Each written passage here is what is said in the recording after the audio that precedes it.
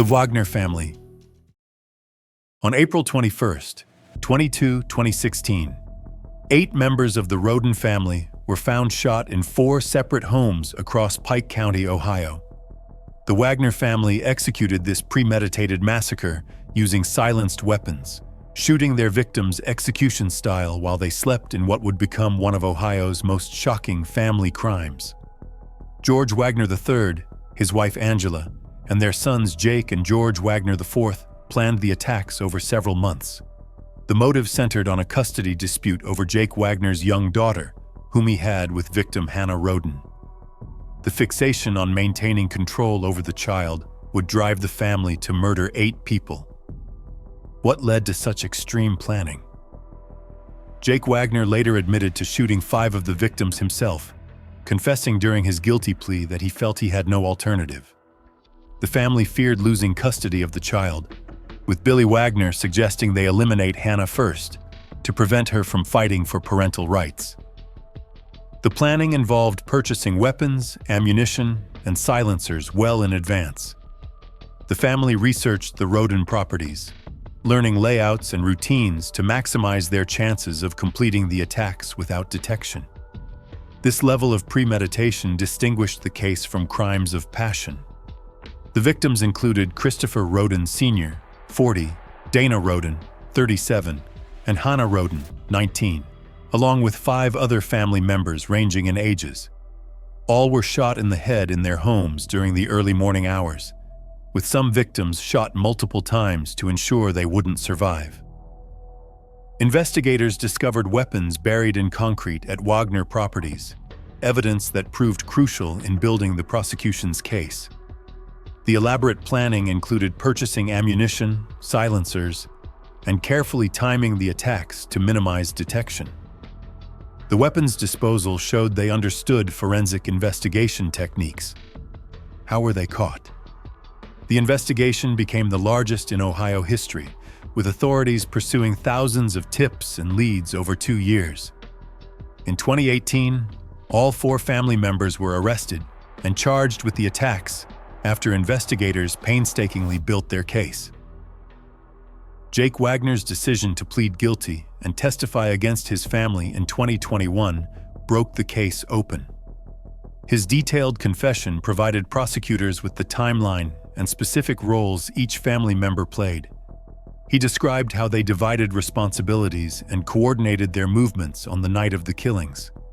During testimony, Jake stated, "I had no other choice than to end Hannah's life," a claim that prosecutors and the jury rejected as justification for the massacre.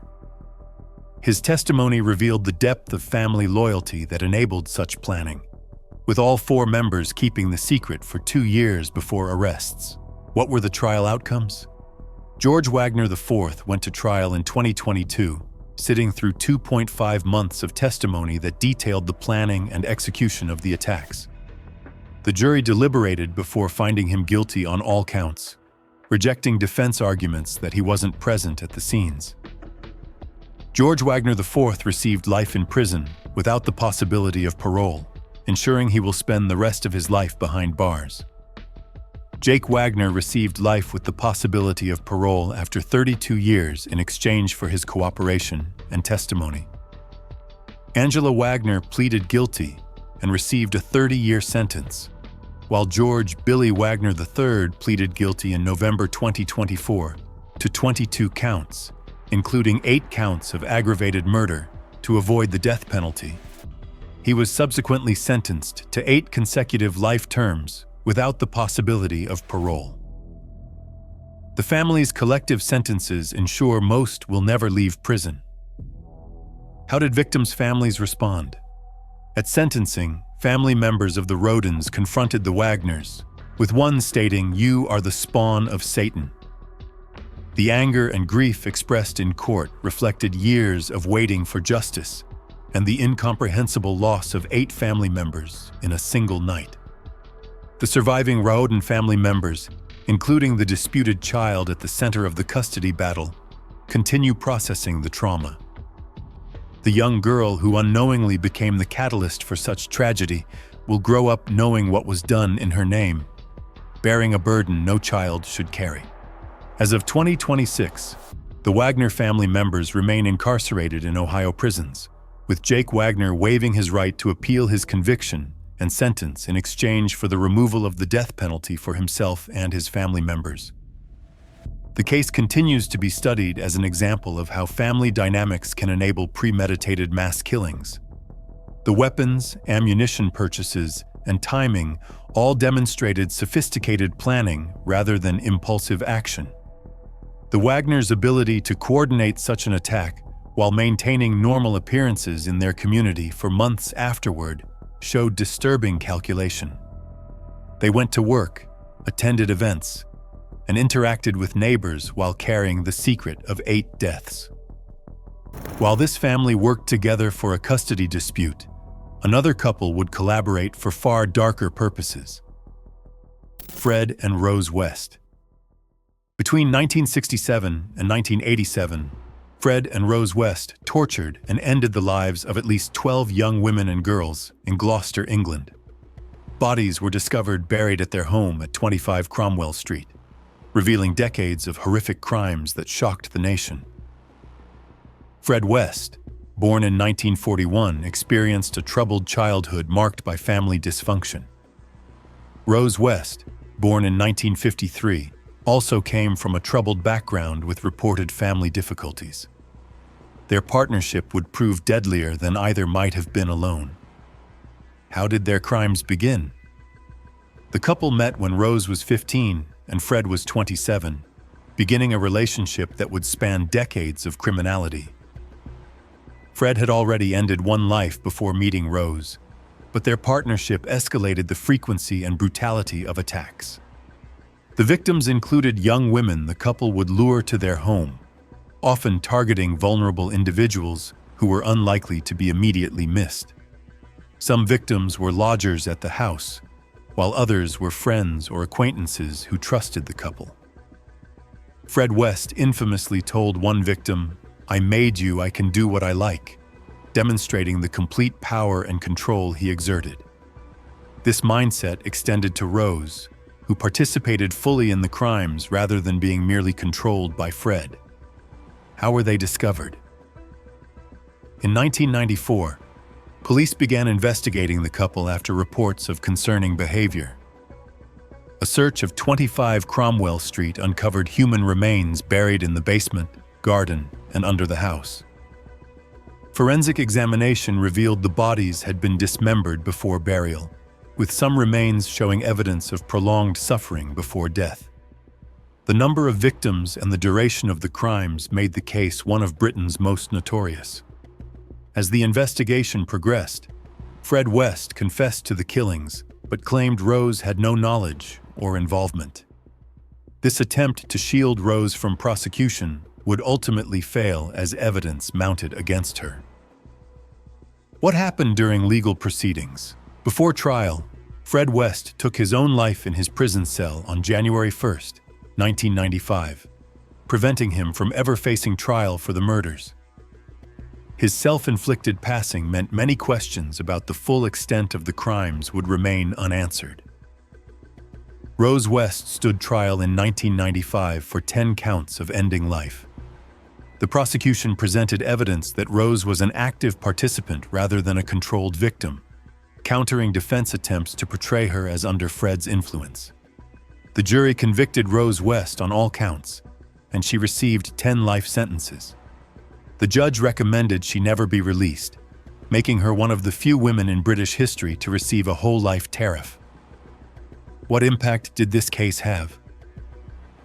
The house at 25 Cromwell Street was demolished in 1996, with the site turned into a pathway to prevent it from becoming a macabre tourist attraction.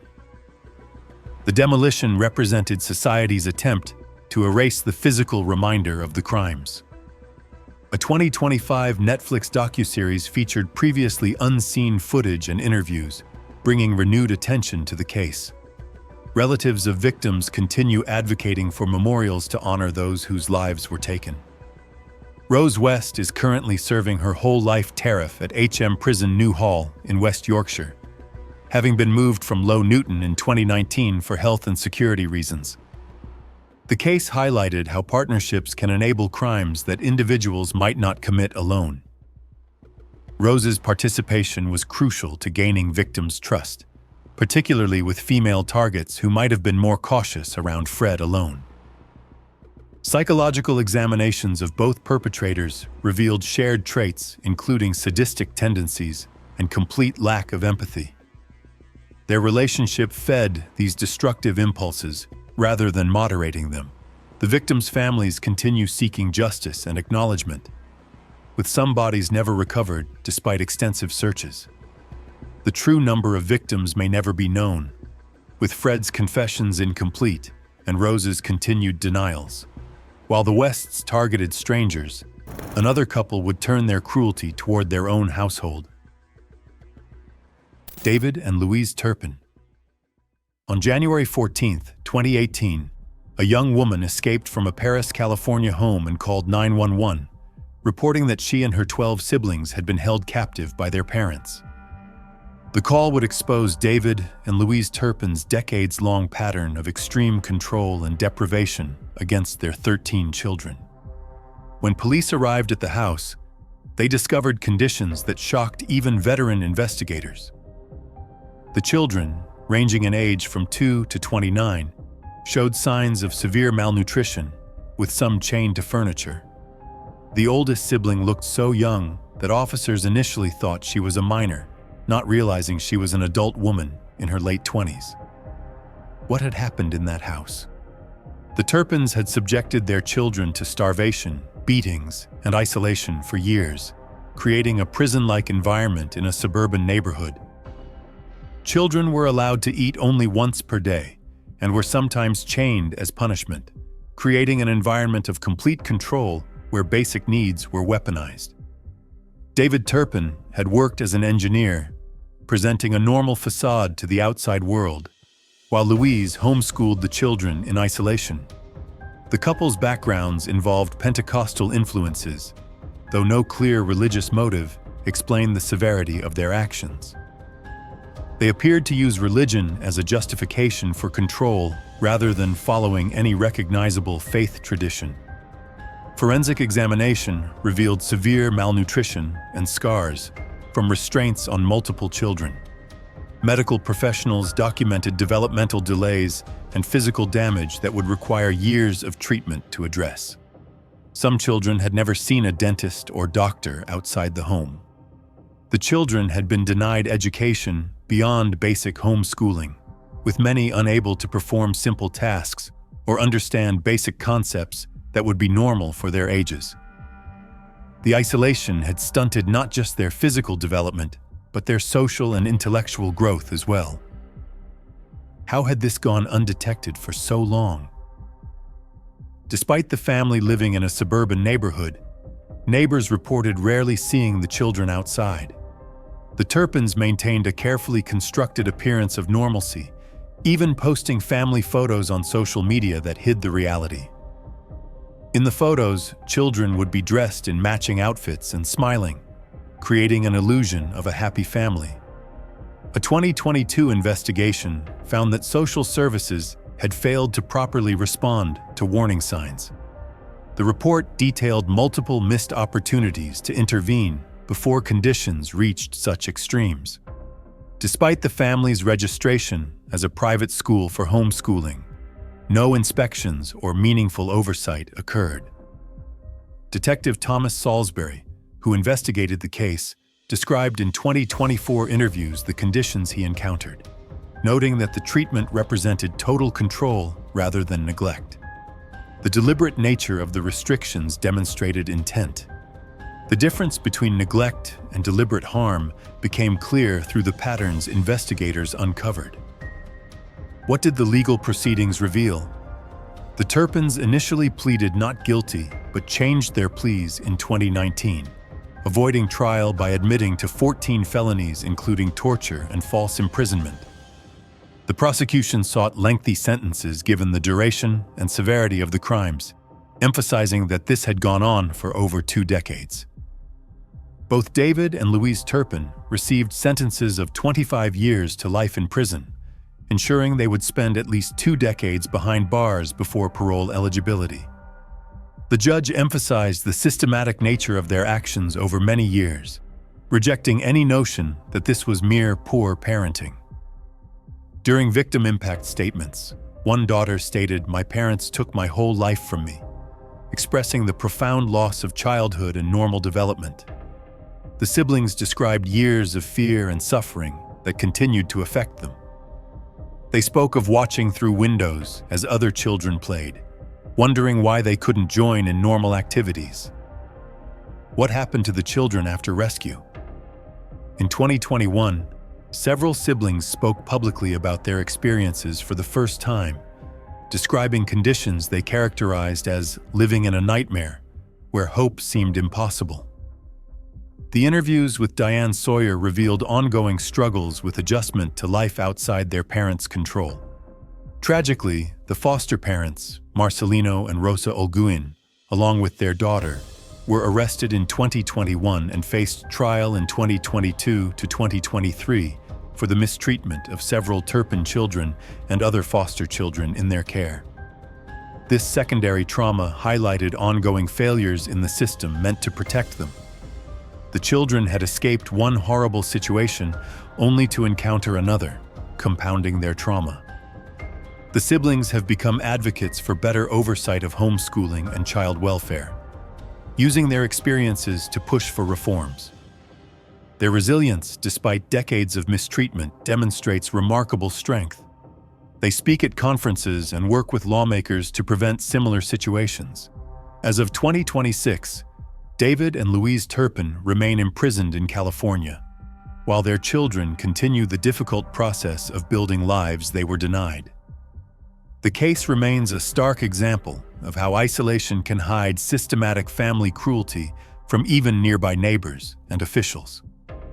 The suburban setting and outward normalcy contrasted sharply with the reality inside the home. Neighbors' assumptions that everything was fine enabled the Turpins to maintain control for years. The case prompted national discussions about how to balance family privacy with child protection, particularly regarding homeschooling oversight.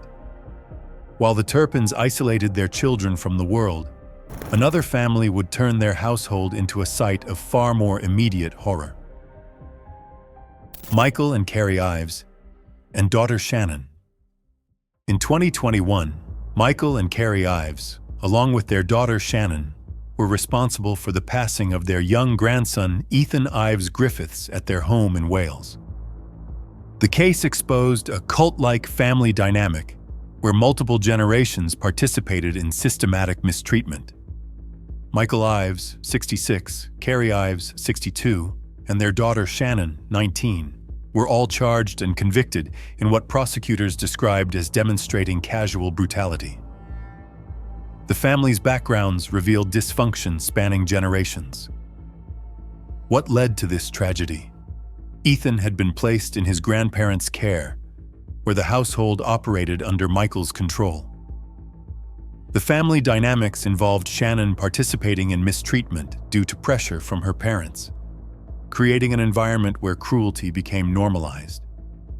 CCTV footage from the home captured the treatment Ethan endured, providing investigators with direct evidence of what occurred. The recordings showed patterns of harm rather than isolated incidents.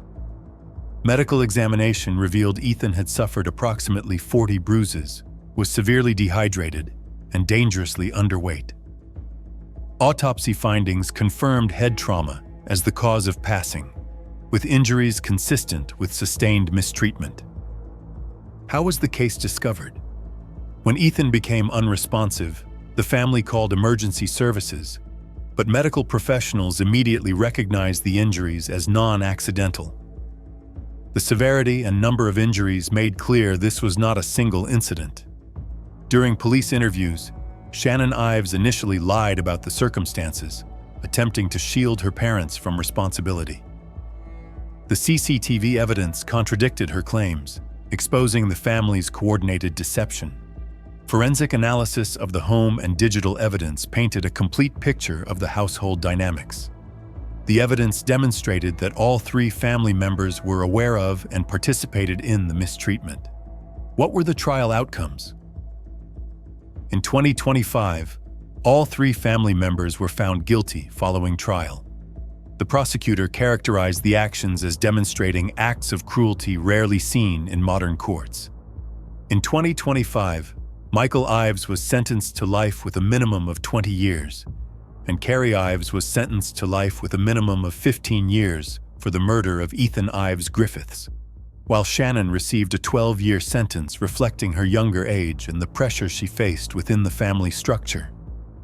The sentencing judge emphasized that all three had failed in their duty to protect a vulnerable individual. The graduated sentences acknowledged different levels of culpability while ensuring all faced significant prison time. How did the community respond? Neighbors expressed shock that such treatment could occur without detection, though the family's isolated lifestyle limited outside contact. The case prompted questions about how to identify at-risk children in homes where families avoid interaction. Child welfare experts pointed to the case as demonstrating how multi-generational dysfunction can create environments where mistreatment becomes accepted. Shannon's participation, despite being a young adult herself, showed how family pressure can override normal protective instincts. As of 2026, all three family members remain imprisoned in UK facilities, with Michael and Carrie Ives unlikely to be released due to their ages and minimum terms.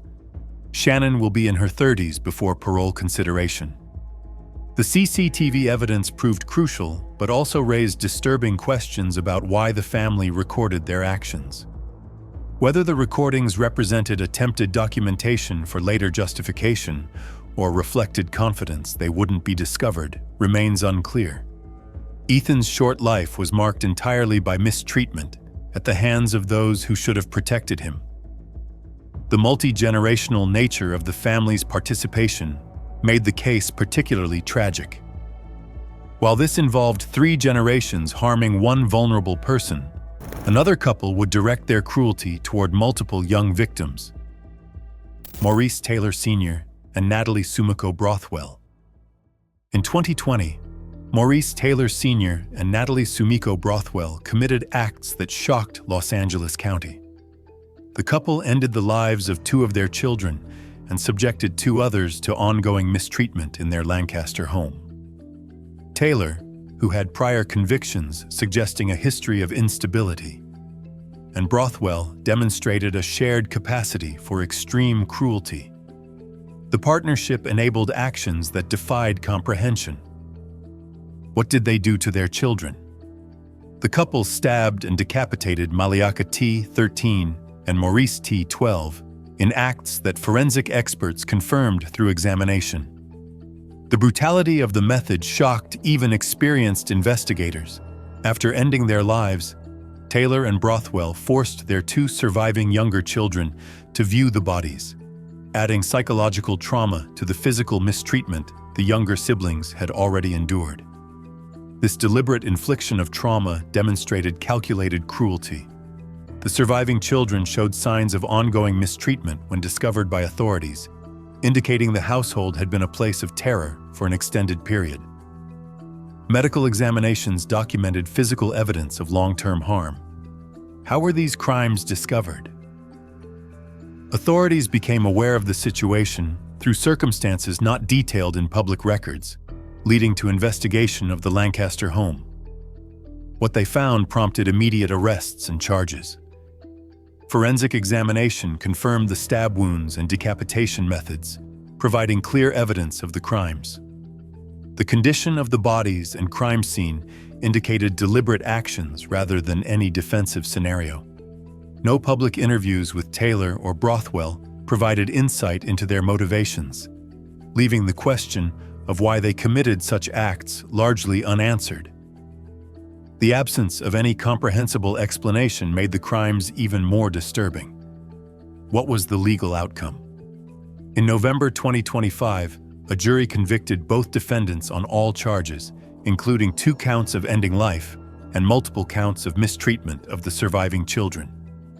The prosecution had presented overwhelming forensic and testimonial evidence. Los Angeles County District Attorney characterized the crimes as a monstrous act of cruelty, emphasizing the vulnerability of the victims and the deliberate nature of the actions. The case stood out even among the serious cases the office handles. Maurice Taylor Sr. was sentenced in 2024 to 57 years to life in state prison, while Natalie Brothwell's proceedings concluded with a similar life-term sentence in early 2025. What about the surviving children? The 2 children who survived have been placed in protective custody away from their parents. The long-term psychological impact of witnessing what happened to their siblings, combined with their own experiences of mistreatment, will require extensive therapeutic intervention. Social services faced questions about whether earlier intervention might have prevented the tragedy, though details about any prior contact with the family have not been made public. The case highlighted ongoing challenges in identifying at-risk children before situations become fatal. As of 2026, both Taylor and Brothwell remain in California prison facilities, awaiting final sentencing. The proceedings will determine exact terms, though both are expected to receive maximum sentences. The extreme nature of the crimes left the community and investigators struggling to understand what could drive parents to such actions. Mental health evaluations conducted for trial purposes have not been publicly disclosed. The case serves as one of the most disturbing examples of parental cruelty in recent California history. The deliberate psychological trauma inflicted on the surviving children by forcing them to witness the aftermath adds a dimension of calculated harm beyond the physical actions. While this couple's crimes occurred in a private home, another family would build an empire of harm on an international scale. The Bai family, patriarch Bai Suo-chung. The Bai family operated a vast criminal syndicate spanning Myanmar and China, engaging in fraud schemes that totaled approximately $4 billion and resulted in multiple deaths. Led by patriarch Bai Suo-chung, the family ran so-called scam parks, where thousands of people were trafficked and forced to participate in online fraud operations targeting victims worldwide. Bai Suo-chung rose from poverty in Myanmar to build connections with military regimes, using these relationships to establish and protect his criminal enterprises. His background demonstrated how ambition without moral constraints can lead to building organizations that cause massive harm across borders. Family members were indoctrinated into the operation from young ages, creating a multi-generational criminal organization where loyalty to family meant participation in serious crimes. The Bai family structure showed how criminal enterprises can function like legitimate businesses when family bonds provide the organizational framework. How did the operation function? The Bai family's scam parks lured workers with false promises of legitimate employment, advertising jobs that appeared to offer good wages and working conditions. Once workers arrived, they discovered they had been trafficked into compounds from which escape was nearly impossible. Inside the compounds, trafficked workers were forced to conduct online fraud targeting victims worldwide. The operations involved romance scams, investment frauds, and other schemes designed to steal money from unsuspecting targets. Workers who resisted or failed to meet quotas faced severe consequences, including physical harm. Investigations revealed at least 6 deaths directly linked to the family's operations, with victims either harmed during captivity or eliminated for attempting to escape. The true number of casualties may be higher given the scope of operations and the difficulty in accounting for all who passed through the scam parks. The family maintained ties to casinos and other businesses that provided fronts for money laundering. These legitimate-appearing operations helped disguise the source of billions in fraudulent proceeds, allowing the family to live lavishly while victims suffered. Bai Yingkang, a family member, boasted in recordings, "Our Bai family was the most powerful," demonstrating the arrogance with which they operated. The family's confidence came from their protected status under Myanmar's military regime, which benefited financially from the scam operations through various arrangements. The scale of the fraud was staggering, with thousands of victims worldwide losing money to scams orchestrated from the Bai family's compounds. The geographic distance between perpetrators and victims made prosecution difficult until international cooperation increased pressure on Myanmar to act. How were they caught? International pressure on Myanmar's government eventually led to cooperation with Chinese authorities. The scam operations had become so notorious internationally that Myanmar could no longer ignore them without facing diplomatic and economic consequences. In 2024, multiple Bai family members were extradited from Myanmar to China to face charges for their criminal enterprise. The extradition represented a significant shift in Myanmar's willingness to cooperate with Chinese law enforcement on these matters. Forensic accountants traced fraud proceeds through multiple countries and front companies, building a comprehensive case against the family. The financial investigation revealed the true scope of the operation, showing billions in fraudulent transactions over years of activity. Confessions obtained during interrogation provided details about the operation's structure, including how different family members controlled various aspects of the business. Some family members cooperated in hopes of reduced sentences, though the cooperation came too late to save the most culpable from execution. Witness testimony from escaped workers and victims helped establish the scope of the trafficking and fraud. These accounts painted a picture of systematic exploitation on a massive scale, with workers treated as disposable resources in the pursuit of profit. What were the legal outcomes? In 2025, Chinese courts convicted numerous Bai family members, with sentences ranging from lengthy prison terms to execution. The trials moved quickly by Chinese standards, reflecting the government's desire to demonstrate action against cross-border crime. Bai Suocheng and other key members were extradited to China in January 2024.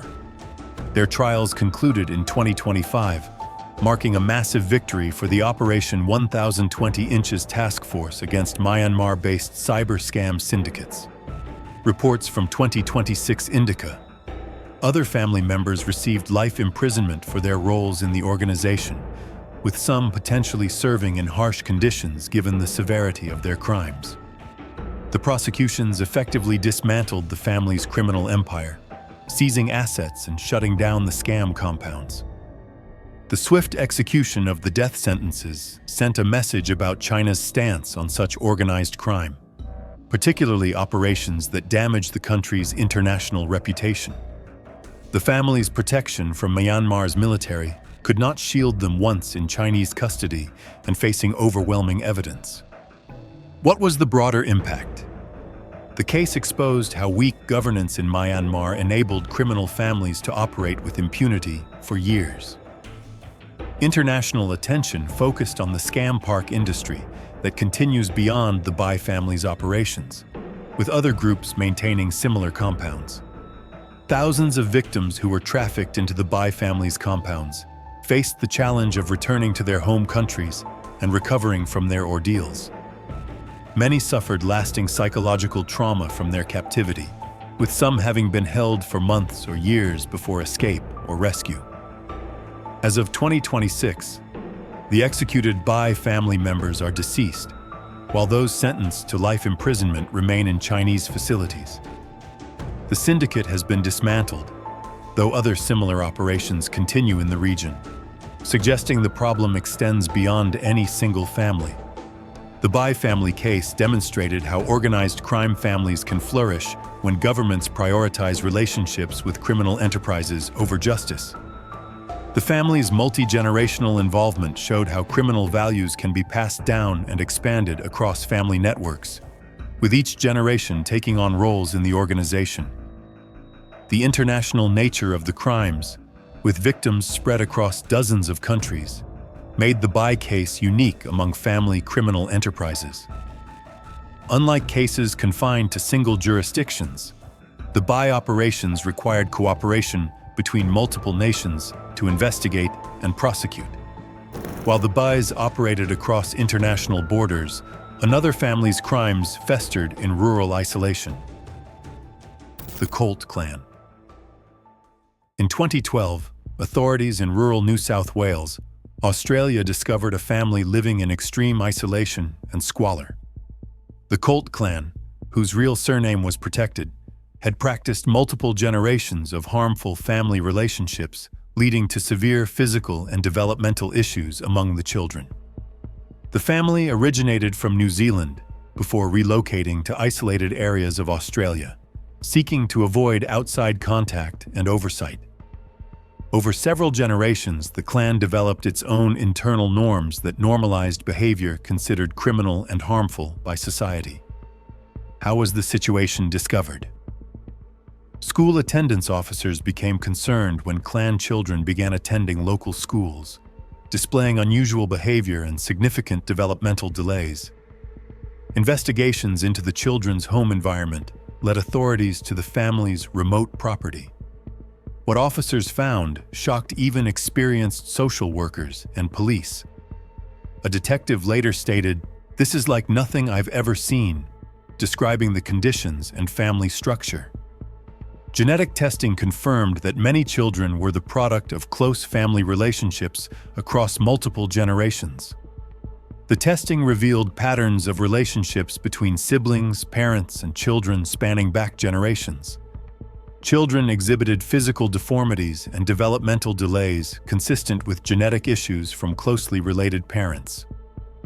Medical examinations documented the extent of health problems affecting the younger generation. What other issues were uncovered? Secret recordings made by some children alleged additional mistreatment beyond the genetic concerns, though these claims required further investigation. The recordings provided disturbing glimpses into daily life within the clan. Interviews with the children revealed they had been taught to fear and avoid outside authorities, viewing the rest of society with suspicion. This indoctrination made it difficult for welfare workers to gain trust and provide help. The children displayed concerning behaviors, including inappropriate conduct that suggested they had been exposed to harmful situations. Therapists noted these behaviors indicated the need for extensive therapeutic intervention.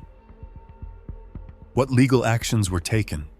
Children's court proceedings resulted in the removal of approximately 40 family members, particularly the younger children, into state custody. Some adult clan members faced criminal charges and jail time, including Betty Colt, who received a sentence. The legal proceedings faced challenges due to the complexity of the family relationships and the difficulty in determining exactly who was responsible for specific harms. Multiple adults shared responsibility for creating and maintaining the harmful environment.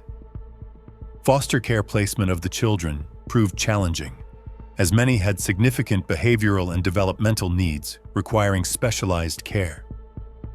By 2026, many of the now adult children from the clan have successfully integrated into society with the help of specialized trauma-informed care, though they continue to maintain strict privacy under court-ordered anonymity. What does this case reveal about isolation? The Colt clan demonstrated how geographic isolation, combined with deliberate avoidance of authorities, can allow harmful family dynamics to persist across generations. The remoteness of their locations made detection nearly impossible until children entered the school system.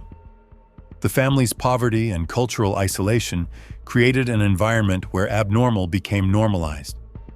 Without outside reference points, children grew up believing their family's way of life was acceptable. As of 2026, some clan adults remain in custody while others are monitored in the community. The children removed from the family continue receiving care, though the long-term outcomes remain uncertain given the severity of their early experiences. The case prompted discussions in Australia about how to monitor homeschooled and isolated families without infringing on legitimate privacy. Balancing family autonomy with child protection continues to challenge policymakers. While the Colts isolated themselves from society, another pair of brothers would bring their terror directly to their community through a spree of robberies turned deadly. Gary and Thaddeus Lewington.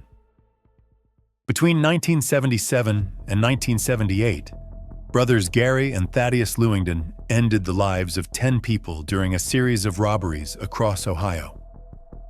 Using .22 caliber firearms, the brothers targeted victims for their money, leaving a trail of death motivated primarily by financial desperation.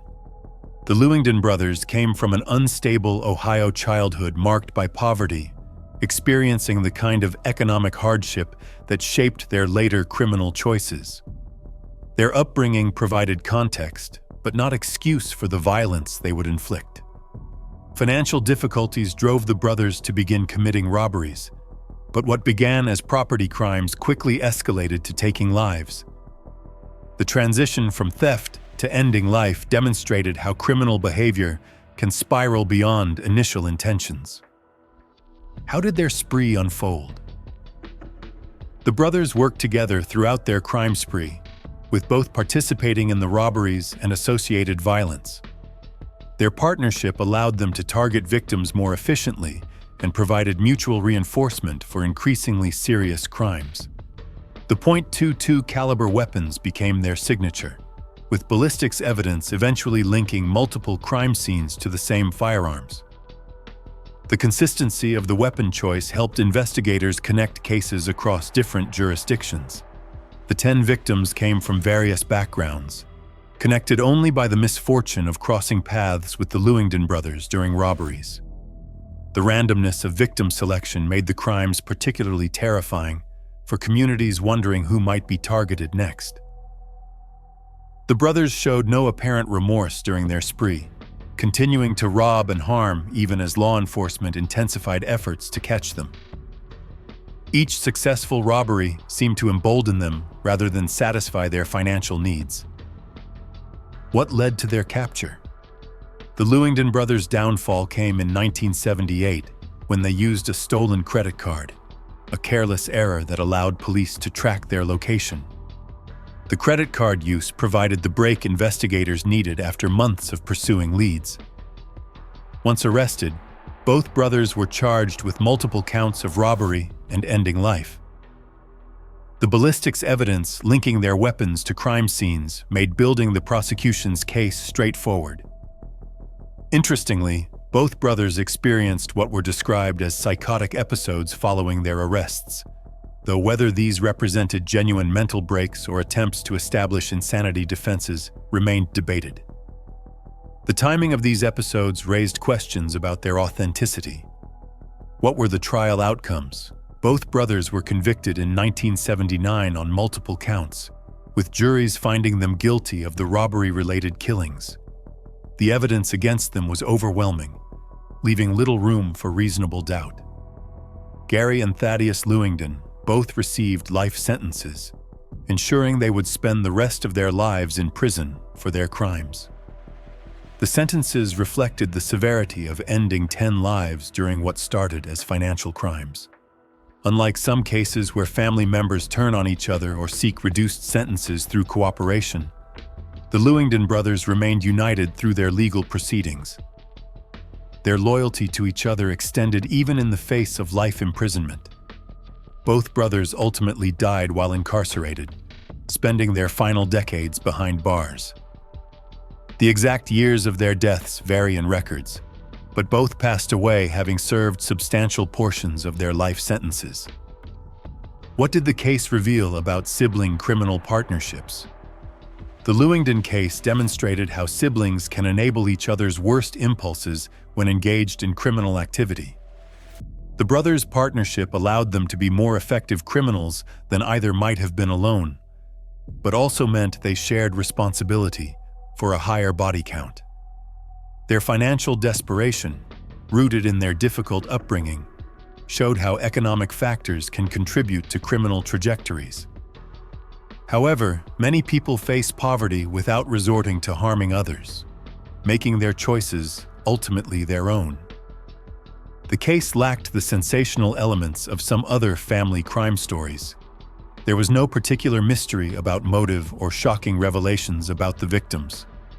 The Lewingdons were simply brothers who chose robbery as a solution to money problems and were willing to end lives to avoid getting caught. As of 2026, both brothers are deceased, their crimes largely fading from public consciousness except in historical analyses of Ohio criminal cases. The families of their 10 victims carried the burden of loss long after the brothers themselves were gone. The straightforward nature of their crimes, robberies that turned deadly, makes them almost anomalous among the cases of family criminals where psychological complexities or abuse dynamics often feature prominently. The Lewingdons killed for money, were caught through routine police work, and died in prison. If you've made it this far and enjoy deep dives into the most shocking criminal cases, hit that subscribe button and don't forget to press the bell icon. Larry and Danny Ranes. Brothers Larry and Danny Ranes each became serial killers in Michigan, committing separate sprees years apart that would terrorize communities and shock investigators with the disturbing pattern of violence running through one family. Their cases raised questions about whether shared upbringing or twisted sibling rivalry played a role in their parallel paths to ending multiple lives. Larry Ranes, the older brother, committed his crimes first in 1964 when he ended the lives of 5 men during robbery sprees. The attacks occurred across Michigan as Larry targeted victims for their money and valuables, showing no hesitation about using lethal force to accomplish his thefts. The brothers had grown up in an environment marked by difficulties and reported experiences of harm, creating what some experts would later describe as trauma that shaped both their futures. The household conditions they experienced may have normalized certain behaviors that would manifest violently in adulthood. How did Larry's crimes unfold? Larry's teenage rebellion and criminal tendencies escalated into his 1964 spree, during which he targeted men in situations where he could overpower them and take their possessions. The robberies turned deadly as Larry showed willingness to end lives rather than simply steal and flee. Accomplice Brent Coster participated in some of Larry's crimes, providing crucial testimony later that would help investigators understand the full scope of the offenses. Coster's involvement demonstrated that Larry's criminal activity extended beyond solo acts. Confessions from both Larry and Coster matched physical evidence recovered from crime scenes, creating an airtight case against the older Ranes brother. The forensic links combined with testimony left no doubt about Larry's guilt in the 5 endings. Larry was convicted in 1964 and sentenced to life in prison, beginning what would be nearly 6 decades of incarceration. He would spend the rest of his life behind bars, dying in custody in 2023 at an advanced age. What about Danny's crimes? 8 years after his brother's conviction, Danny Ranes began his own spree in 1972, ending the lives of 4 women in what investigators described as crimes driven by harmful desires. The attacks showed a different pattern than Larry's robbery-motivated offenses. Danny's crimes occurred in the Kalamazoo area where he targeted women, creating fear in the community as the attacks accumulated. The nature of his offenses differed significantly from his brother's, though both resulted in multiple deaths. Some psychological experts noted that Danny's post-divorce emotional state may have contributed to the timing of his crimes, suggesting rage and personal turmoil fueled his actions. The divorce represented a crisis point that preceded his violent escalation. Danny was apprehended in 1973 after investigation connected him to the endings. Like his brother before him, he faced trial and conviction for multiple counts of ending lives. Did the brothers influence each other? The question of whether sibling rivalry or family dynamics played a role in both brothers becoming killers has intrigued criminologists. The statistical improbability of 2 brothers from the same family independently becoming serial offenders suggested environmental factors at play. Some experts theorized that the shared traumatic upbringing made them this way, creating psychological patterns that manifested in violent behavior for both siblings. However, the different nature of their crimes, robbery versus harmful intent, indicated individual pathologies rather than identical responses to trauma. The possibility that Danny knew of Larry's crimes and imprisonment when he began his own spree raised questions about whether he was somehow competing with or emulating his brother. This dynamic of potential criminal sibling rivalry added a disturbing psychological dimension to the cases. What statements did they make? In later years, there were reports of one brother acknowledging that what he did was horribly wrong, though full details of any remorse expressed remained limited in public records. Whether genuine repentance or simply acknowledgement of consequences, the statement suggested some level of reflection. The victims' families received little in terms of explanations or apologies that might help them understand why their loved ones were targeted. Both brothers' crimes left lasting trauma across multiple families in Michigan communities. What happened to them ultimately? Danny Ronas died in prison in January 2022 at the age of 78, while serving his sentence at the G. Robert Cotton Correctional Facility in Michigan. His passing meant justice was served through his lifetime incarceration. Larry survived another year in custody before dying in prison in 2023. Having spent 59 years imprisoned for his 1964 crimes. Both brothers thus died behind bars, their entire adult lives defined by their crimes and punishment. No significant updates or revelations emerged in either case during their final years, with both men fading from public attention, except among those who study criminal family dynamics. Their deaths closed the chapters on cases that had shocked Michigan decades earlier. The Ronas brothers' case remains notable in criminal psychology as an example of how shared environmental factors can contribute to multiple family members engaging in serious crimes, even when the specific nature of those crimes differs. The 9 total victims between them represented lives cut short by brothers who followed parallel paths to violence. While shared upbringing influenced the Ronas brothers, another pair would bond through their crimes themselves. Christopher and Susan Edwards. Christopher and Susan Edwards seemed like a quiet, unremarkable couple to their Dagenham neighbors in the UK, keeping to themselves and displaying few signs of the dark secret they had concealed for 15 years. In 1998, they had shot and buried Susan's parents, William and Patricia Wycherley, then spent the next decade and a half pretending the couple were still alive. The Edwards had both grown up with financial obsessions and somewhat isolated personalities, factors that would contribute to their eventual crimes. Susan in particular had experienced tensions with her parents that had simmered for years before erupting into fatal violence. What triggered the killings? On the May Day bank holiday weekend in 1998, the Edwards traveled to the Wycherleys' Mansfield home. What exactly transpired remains somewhat disputed, but the outcome was clear. Both William and Patricia ended up shot and deceased. Susan would later claim elements of self-defense during trial proceedings, suggesting the confrontation had escalated beyond what they intended. However, prosecutors presented evidence that contradicted this narrative and suggested premeditation.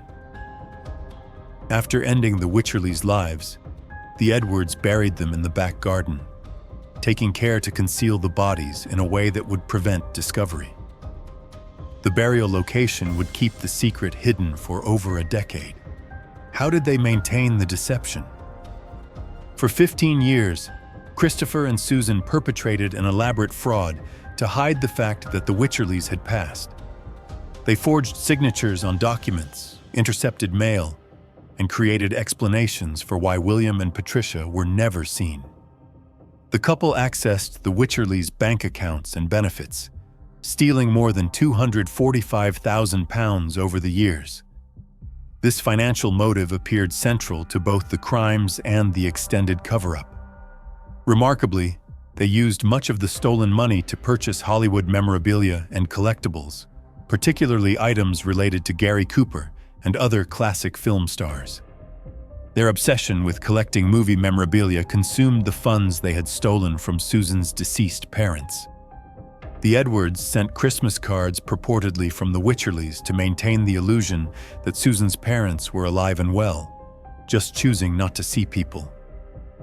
This deception prevented relatives and acquaintances from questioning the couple's absence for years. What finally exposed them? By 2013, the Edwards had run out of money and the ability to continue accessing the Wycherleys' accounts.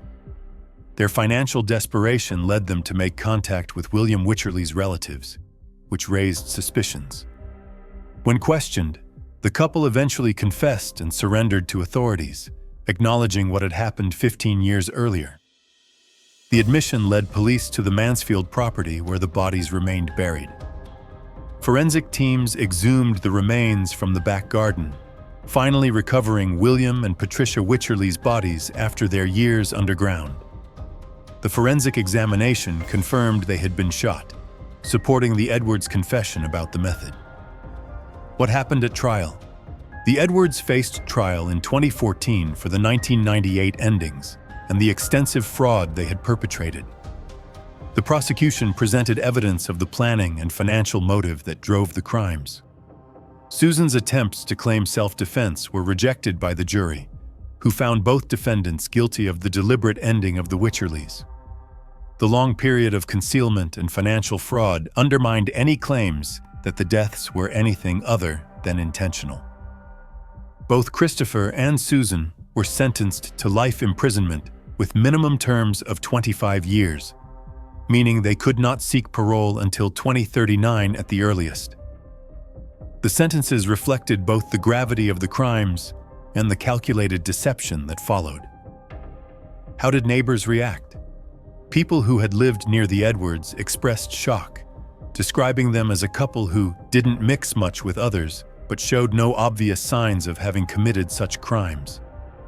The quiet, unremarkable exterior had hidden the dark reality for years. The revelation that the bodies had been buried in the garden for 15 years while life continued normally around them disturbed the community. Neighbors struggled with the knowledge that they had lived so close to concealed remains without any awareness. What is their current status? As of 2026, both remain incarcerated in UK prisons serving their life sentences. Technically, they could become eligible for parole consideration at their 25-year minimum, but such release is considered unlikely given the nature of their crimes. Debate continues about whether they should ever be released, with many arguing that the calculated nature of the crimes and the extended fraud demonstrate a level of deception that makes them unsuitable for return to society. The case inspired the 2021 television series Landscapers, starring Olivia Colman and David Thewlis, bringing renewed attention to the bizarre story of the couple who buried Susan's parents in the garden and continued spending their money on movie memorabilia. The Edwards demonstrated how financial pressures and debt could drive people to eliminate obstacles. In this case, Susan's own parents, who controlled money the couple wanted to access. While the Edwards killed for financial gain, another pair of brothers would commit ending over business debts. Ambrose and Xavier Clark. Brothers Ambrose and Xavier Clark beat and ended the life of their business partner Peter Davis in 2011 over a financial dispute, then covered his body in plastic and dumped it in the boot of his car. The Melbourne case would become notable for requiring a retrial due to evidence handling issues. The Clark brothers had been involved in business dealings with Davis, but relationships had soured over money owed and disputes about their business arrangements. Financial stress appeared to be the primary factor driving the escalating tensions. What led to Davis's ending? The confrontation occurred when financial disputes between the brothers and Davis reached a breaking point. Exactly what triggered the physical altercation remained somewhat unclear, but the outcome was Davis suffering fatal injuries from a beating. Forensic evidence showed that Davis sustained significant trauma from being beaten, indicating a sustained attack rather than a single blow. The severity of the injuries demonstrated the level of violence the brothers employed. After ending Davis's life, the Clarks wrapped his body in plastic and placed it in the boot of his vehicle. This attempt at concealment suggested they understood the gravity of what they had done and sought to hide the evidence. How were they caught? Davis's body was discovered in the vehicle, triggering an investigation into the circumstances of his passing. The plastic wrapping and placement in the boot immediately raised suspicions about foul play rather than natural causes. Investigation focused on Davis's business relationships and recent conflicts, leading authorities to examine his dealings with the Clark brothers. The financial disputes provided clear motive for the crime. Evidence linking the brothers to the scene and to Davis's final hours built a case that prosecutors believed was strong enough to secure convictions. The forensic findings combined with circumstantial evidence about their business relationship created a compelling narrative. What happened at the first trial?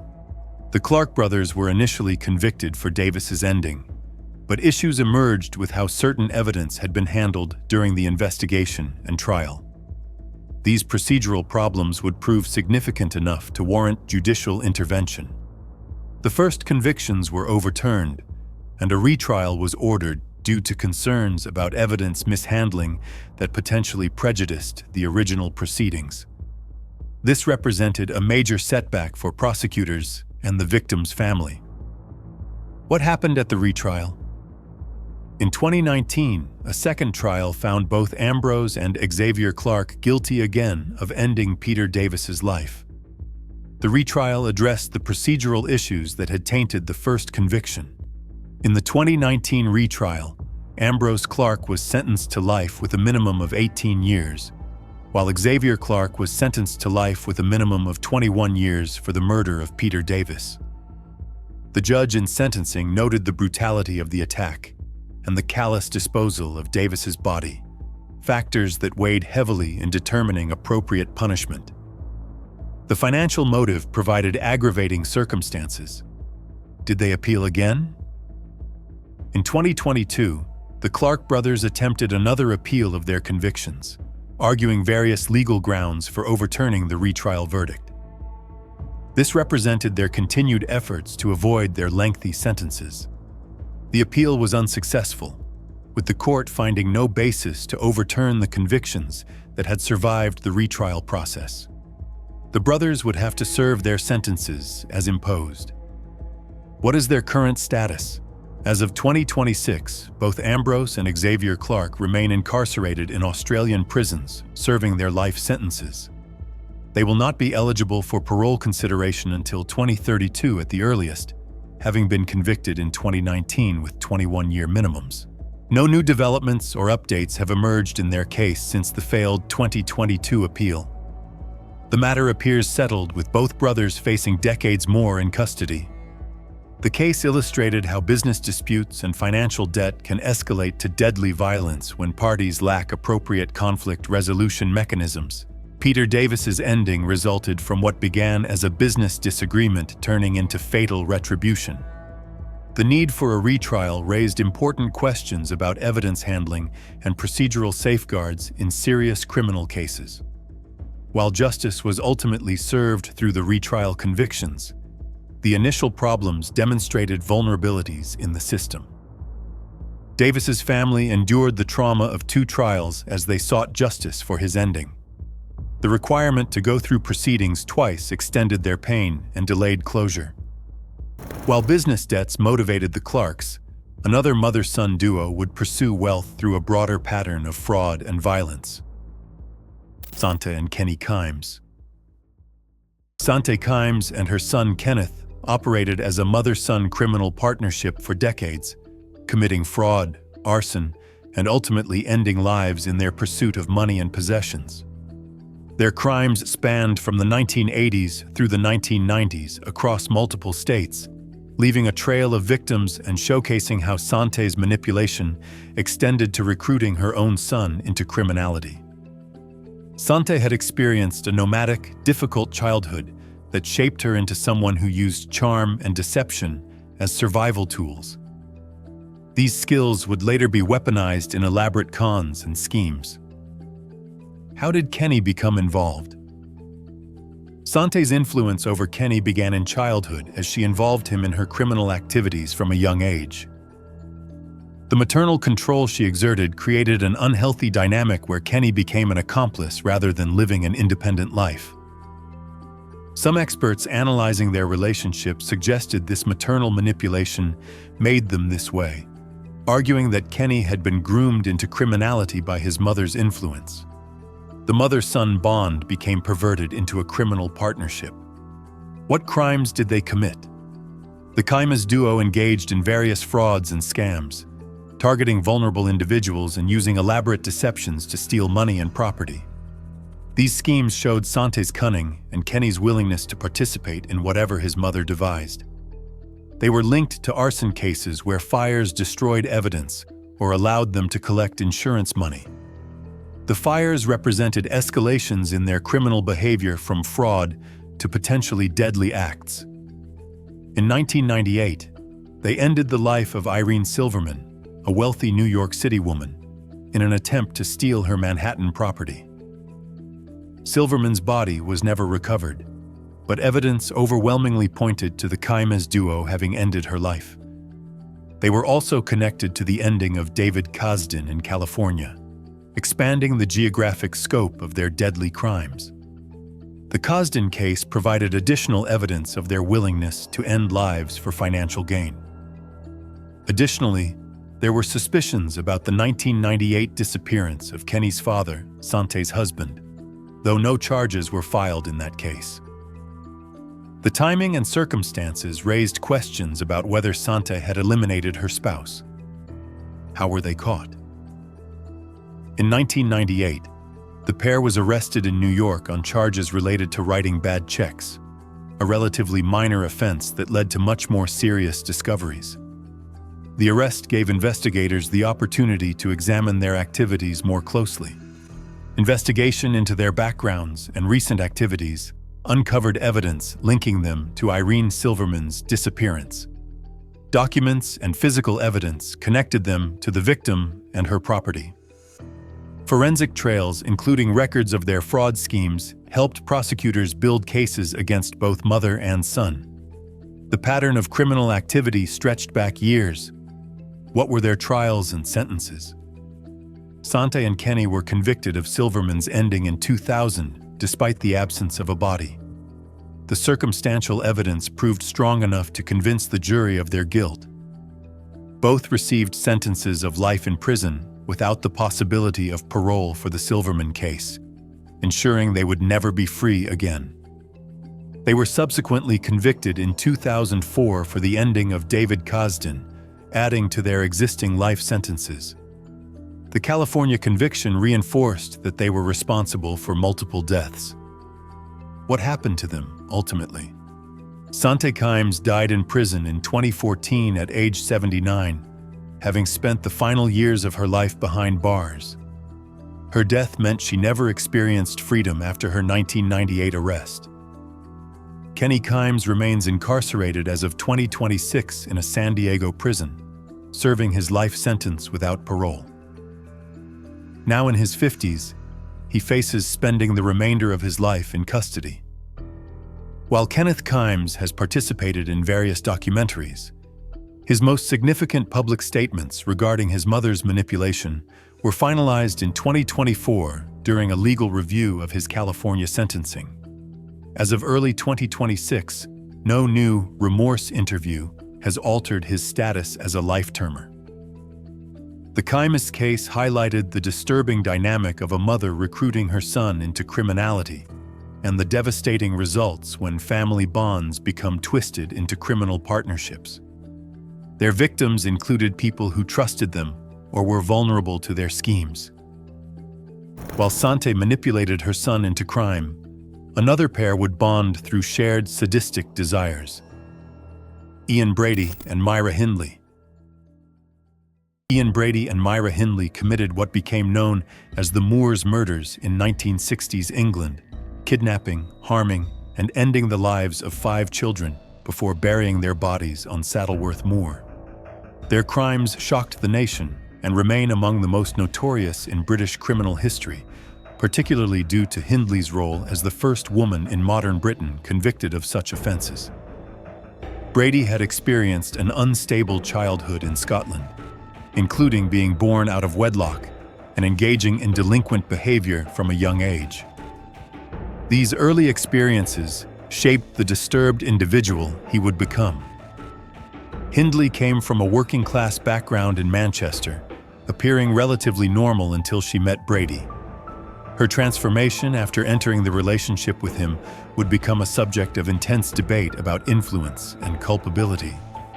How did their partnership develop? Brady and Hindley met when she began working at the same company where he was employed. Their relationship quickly became consuming, with Brady introducing Hindley to his dark interests and philosophies. Brady immersed Hindley in his worldview, including twisted ideologies that portrayed certain behaviors as acceptable or even superior. The psychological manipulation he exerted over her would later become central to debates about her responsibility. The mutual influence amplified cruel tendencies in both, creating a partnership where each reinforced the other's worst impulses. Whether Hindley was primarily a victim of Brady's manipulation or an equal participant remains contentious. What were their crimes? Between July 1963 and October 1965, the pair targeted 5 young people aged 10 to 17. The victims were lured through various deceptions, harmed, and then ended before being buried on the remote moorland. Their first confirmed victim was 16-year-old Pauline Reed in July 1963, whom Hindley lured by asking for help finding a lost glove. This pattern of using Hindley to approach victims because they would trust a woman would repeat. 12-year-old John Kilbride was taken in November 1963, followed by Keith Bennett, age 12, in June 1964. The crimes continued with Leslie Ann Downey, age 10, in December 1964, whose final moments were horrifically recorded on audio tape that was later used as evidence. The final known victim was Edward Evans, age 17, in October 1965, whose ending was witnessed by Hindley's brother-in-law, David Smith. This witness would prove crucial to stopping the killers. How were they caught? David Smith witnessed Brady ending Edward Evans' life and reported what he had seen to police. This eyewitness testimony provided the breakthrough authorities needed. Police searched the couple's residence and discovered evidence including photographs of the burial sites and the disturbing audio recording. The photographic evidence showed the more locations where bodies had been concealed. Brady and Hindley were arrested in October 1965, ending their reign of terror. The investigation would uncover the full scope of their crimes over the previous 2 years. What happened at trial?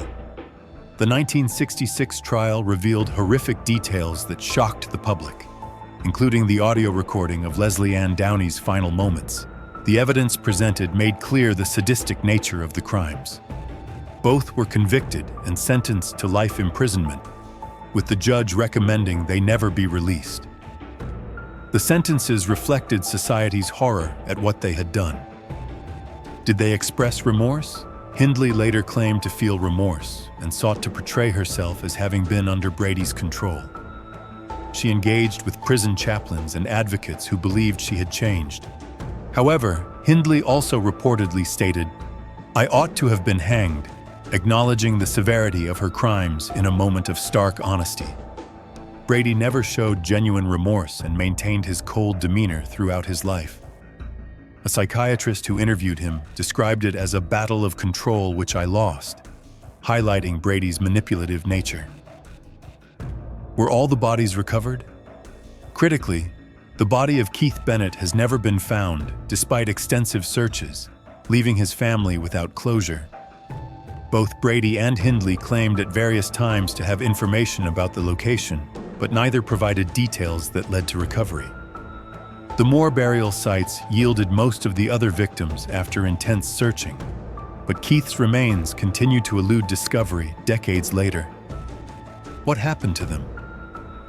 Myra Hindley died in prison in 2002 at age 60, having served 36 years.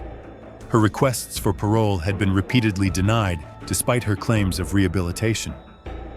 Ian Brady died in 2017 at age 79, having spent 51 years in custody, including time in a psychiatric hospital.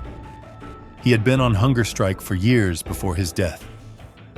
Rumors regarding Brady's secret briefcase or hidden manuscripts have persisted since his death in 2017. However, in late 2024 and 2025, British authorities clarified that no new actionable evidence regarding Keith Bennett's remains was found in Brady's personal effects, leaving the search ongoing into 2026. The Moors murders continue to haunt British society as examples of pure evil, with debates ongoing about Hindley's level of responsibility versus Brady's manipulation. The unrecovered remains of Keith Bennett ensure the case can never fully close. While Brady and Hindley's crimes occurred in the UK, another notorious pair would commit similar offenses in Canada. Paul Bernardo and Karla Homolka. Paul Bernardo and Karla Homolka became known as the Ken and Barbie killers due to their attractive appearance that masked the sadistic crimes they committed together in early 1990s Canada. They were responsible for multiple harmful attacks and the endings of 3 young women, including Karla's own sister. Bernardo had grown up in an environment where he experienced difficulties that contributed to developing deeply problematic attitudes and behaviors. His sense of entitlement and harmful desires would eventually manifest in horrific crimes. Homolka came from what appeared to be a normal middle-class family, giving little indication of her capacity for the acts she would commit. Her compliance and participation in Bernardo's crimes would spark intense debate about coercion versus willing partnership. How did their crimes begin? Before they met, Bernardo had already been committing harmful attacks in the Scarborough area, earning him the moniker Scarborough Rapist, though he remained unidentified at the time. His pattern of targeting women was well established. After Bernardo and Homolka began their relationship, Homolka became an active participant in his crimes. The power dynamics between them created a situation where harmful acts escalated. What happened to Karla's sister? In December 1990, the couple drugged Karla's 15-year-old sister, Tammy Homolka, with animal sedatives that Karla had taken from the veterinary clinic where she worked. They assaulted her while she was unconscious. Tammy choked on her own vomit and passed away as a result of the drugging. The couple claimed it was an accident from excessive drinking, and initially, the death was not treated as suspicious. Who were the other victims? 14-year-old Leslie Mahaffey was abducted in June 1991 after Bernardo found her locked out of her house. She was held captive, assaulted repeatedly over 24 hours, then ended. Her body was dismembered and encased in concrete blocks that were dumped in a lake. The remains were discovered before she could be identified, adding to her family's trauma. 15-year-old Kristen French was kidnapped in April 1992 in broad daylight from a church parking lot. She was held for several days, assaulted, and then ended. Kristen's body was found in a ditch 2 weeks later, having been left in a more visible location than Leslie's remains. Her ending sparked massive public attention and fear. What evidence existed against them? Critically, the couple had videotaped their assaults, creating horrific evidence of their crimes. These tapes would prove crucial in understanding the nature of the offenses and Homolka's level of participation. DNA evidence eventually linked Bernardo to the attacks, though delays in testing meant he remained free longer than he should have. The DNA match to the Scarborough attacks connected those earlier crimes to the later endings. How were they caught? By 1993, Bernardo and Homolka's relationship had deteriorated to the point where Karla left him after he physically harmed her severely. She went to police with information about his crimes. Karla Homolka's confession in 1993 provided investigators with crucial details about the endings and Bernardo's role. However, she minimized her own participation and portrayed herself primarily as a victim. What was the controversial plea deal? Before the videotapes were discovered, prosecutors offered Homolka a plea deal in exchange for her testimony against Bernardo. She received just 12 years in prison for manslaughter. When the videotapes were later found, they revealed Homolka's active participation to a degree far beyond what she had admitted. The tapes showed her as more than just a coerced participant. The plea deal became known as the deal with the devil as the public learned how much Homolka had actually done. Many felt justice had been thwarted by the lenient sentence. Homolka claimed she was a battered woman under Bernardo's control, though the videos contradicted much of this narrative.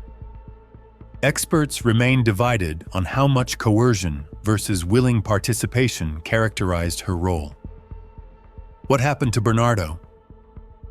Paul Bernardo was convicted in 1995 of the endings of Leslie Mahaffey and Kristen French, along with numerous other charges. He received life imprisonment with no possibility of parole for 25 years. Bernardo has been denied parole multiple times, most recently in 2023, and is expected to remain imprisoned for life. As of early 2026, he continues to be classified as a dangerous offender in Canada, a designation that makes his release virtually impossible. What about Homolka? Karla Homolka served her full 12-year sentence and was released in 2005, much to public outrage. Conditions of her release included restrictions on her activities and movements. As of 2026, Homolka lives freely in Quebec under her married name, having started a new life and reportedly having children. Her freedom remains controversial given her role in the crimes. The Bernardo Homolka case continues to provoke debate about plea deals, the nature of coercion in abusive relationships, and whether Homolka's relatively brief sentence served justice for the victims. While this pair's crimes shocked Canada, another duo in California would demonstrate similar depravity. Douglas Clark and Carol Bundy. Douglas Clark and Carol Bundy became known as the Sunset Strip Killers for their 1980 spree in Los Angeles that ended the lives of at least 6 women. Their partnership combined Clark's necrophilic desires with Bundy's psychological instability in a deadly collaboration. Clark had a military background that concealed his deeply disturbing interests, including necrophilia that would manifest in the nature of his crimes. His outward presentation as relatively normal masked profound psychological disturbance. Bundy suffered from instability and emotional problems that made her vulnerable to Clark's influence. When they began a relationship, their shared dark fantasies would escalate into deadly action. How did their crimes unfold? The pair primarily targeted women working as companions on the Sunset Strip, women who were vulnerable and whose disappearances might not be immediately investigated. Clark would approach them while Bundy often waited in the vehicle. Clark would shoot the women, and in some cases engaged in necrophilic acts, fulfilling his disturbed desires. The crimes demonstrated a level of depravity that shocked even experienced investigators. Most disturbingly, Clark decapitated several victims, keeping the heads as trophies. This mutilation served both his twisted desires and as a way to hinder victim identification. At least 6 women were ended during their spree, though some investigators believe the true count may be higher. The known victims were predominantly young women working on the Strip. Did Bundy commit crimes independently? Yes. Carol Bundy also ended someone on her own, demonstrating she was capable of violence independent of Clark's direct participation. This victim was someone she had been involved with previously. Bundy shot and decapitated her victim, mirroring the mutilation pattern from Clark's crimes. This act showed how completely she had embraced the violent behavior. How were they caught? Carol Bundy's confession proved pivotal in breaking the case. On August 11, 1980, she revealed her connection to the Sunset slayings to a co-worker who reported it to police. Bundy provided detailed information about the crimes, including Clark's role and the locations of various acts. Her willingness to confess ended the killing spree. Forensic evidence, including the decapitated heads that had been kept, provided physical proof of the crimes. The discovery of these trophies confirmed the horrific nature of what the pair had done. What were their trials? Douglas Clark was convicted and sentenced to execution for his role in multiple endings. The death penalty reflected the extreme brutality and sexual nature of his crimes. Carol Bundy pleaded guilty and received life imprisonment for her participation in the crimes and her independent ending. Her cooperation may have influenced her sentence to some degree. What happened to them? Carol Bundy died in prison in 2003 at age 61 from heart failure, having served about 23 years of her sentence. Her death meant she never experienced freedom again after her 1980 arrest. Douglas Clark remained on death row at San Quentin for decades before dying in 2023 at age 75. He never faced execution due to California's lengthy appeals process and eventual moratorium on the death penalty. Recent documentaries have revisited the case, examining the forensic evidence and psychological dynamics between Clark and Bundy. The Sunset Strip killings remain among Los Angeles' most disturbing serial crimes. The case demonstrated how shared pathologies can create deadly partnerships where each person enables and escalates the other's worst tendencies. The victims were vulnerable women whose lives were cut short by two people who fed each other's darkest impulses. This was all from our side today. Thanks for watching. Click here to check out another video.